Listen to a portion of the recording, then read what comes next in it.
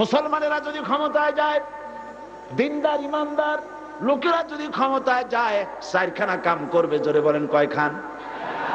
প্রথম নম্বরে নামাজ কায়েম করবে, 2 নম্বরে যাকাত আদায় করবে, 3 নম্বরে ভালো ভালো কাজের আদেশ করবে, আর 4র্থ নম্বরে কি করবে? সমস্ত খারাপ কাজগুলি 2 হাত দিয়ে তারা বাধা দেবে। বাধা দেবে কি দিয়ে? হ্যাঁ, এইবার দেখা যাচ্ছে কয়েকজনে বলছে, বেশি লোকে ভয় পাইছে। বাধা দেবে কি দিয়ে?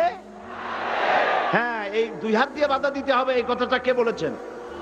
না না, আল্লাহ বলেন না। আন্দাজে মারলে হইব নাকি? বুঝে শুনে জবাব দিতে হবে। 2 হাত দিয়ে বাধা দিতে হবে। কথাটি কার? রাসূল করিম সাল্লাল্লাহু আলাইহি ওয়াসাল্লামের। মান রা মিনকুম মুনকারান ফালিয়ুগাইয়িরহু বিয়াদি। 2 হাত দিয়ে বাধা দাও, 2 হাত দিয়ে অন্যায়ের প্রতি